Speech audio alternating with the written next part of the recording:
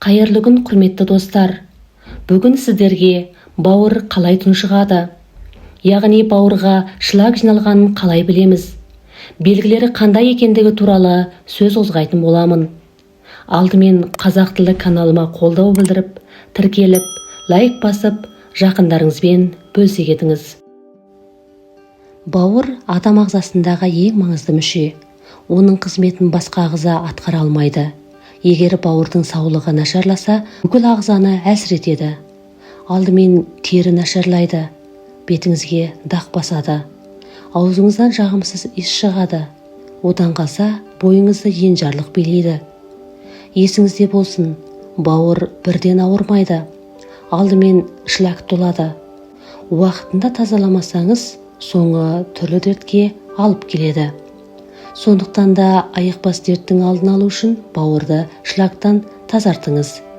Ал бауырға шлак жиналғанын мына белгілер арқылы білуге болады. Тіліңіз ісініп, қызыл күрең түске боялады. Алақаныңыз қызарады. Көздің ағы сарғаяды. Саусақтардың еркін бөгіліп жазылуы қиындайды. Қабақ ісінеді. Ер кісілерде шаш түсе бастайды. Жалпы бауыр қанды фильтрден өткізетін сүзгі. Ол ағзаға қажетсіз шлакты қан арқылы тазалайды, әрі көмірсу мен майдың да түзілуіне ықпал етеді. Оған қоса ағзаны А, Д, Е, К дәрумендермен қамтиды. Бұл дәрумендер адамның физикалық қозғалысын жақсартып, қуаттандырады. Негізінде бауыр өзін-өзі тазарта алады. Тек қана оған мүмкіндік беру керек. Егер тынымсыз тамақ жесеңіз, дәріні көп ішсеңіз, қозғалысыңыз аз болса, онда бауыр өз жұмысын ойдағыдай атқара алмайды. Бастысы бауырдың жұмысының жандануына жағдай жасауымыз керек. Бауырдың қызметін жақсарту үшін ұйқы, тамақ, қозғалыс маңызды рөл ойнайды. Егер мына 9 белгіні байқасаңыз, жедел түрде бауырды тазалау ісіне кірісіңіз. Біріншісі, несеп пен нәжістің түсі өзгерсе.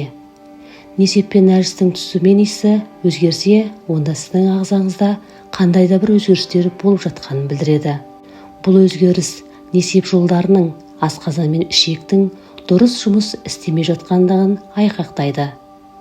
Ең бастысы бауырдың зардап шегіп жатқанын білдіреді. Егер дәреттің түсі тым ашық немесе тым қою болса, онда бауырда улы заттар бар деген сөз. Асқазан түйіліп ауырса. Асқазанның соғықтап немесе түйіліп ауырсынуы бауырға шлак толғанын білдіреді. Көп жағдайда бауырға отты заттар жиналса, асқазан ісініп, түйіліп ауыратын болады. Тері тітіркенсе. Бауырға шлак толғаннан тері тітіркенгіш болады. Бірден денеңіз қышып, бөртіп бастайды. Салдарынан тері қабынып, құрғай бастайды. Мұның шешімін табу үшін ылғалдандыратын крем, маз жағамыз.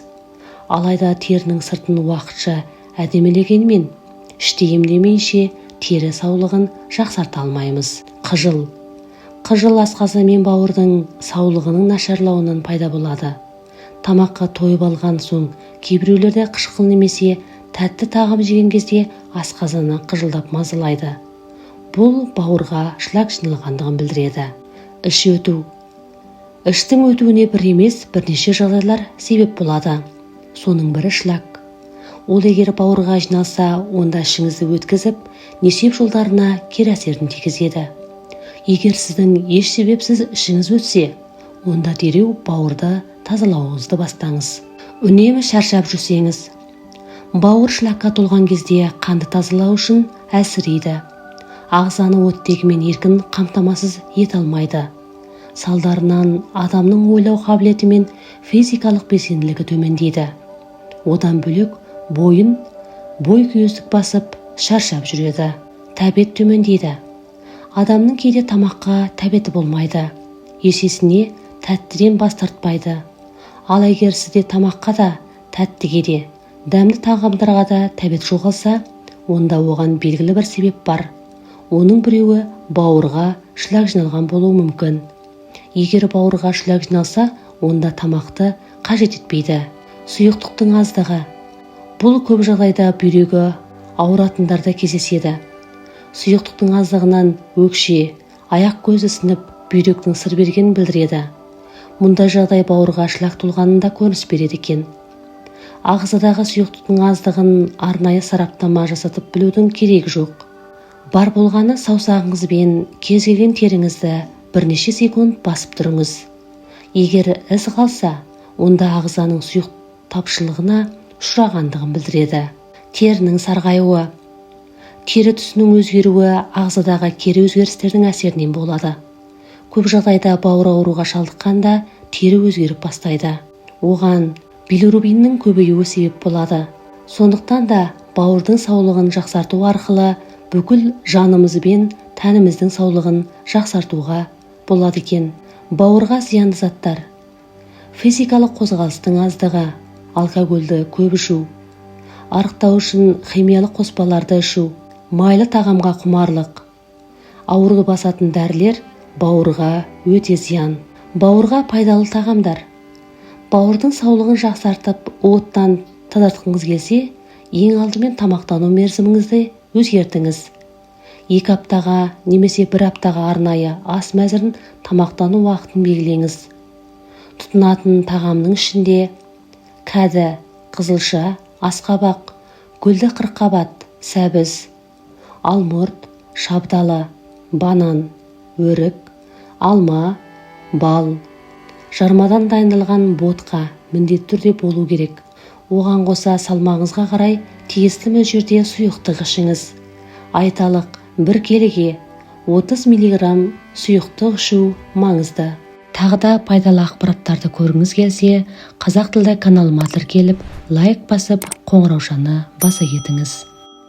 Ендеше бауырыңызға бейжай қарамаңыз. Уақытында ем алыңыз. Ауырып, ем іздегенше ауырмайтын жол іздейік ағайын.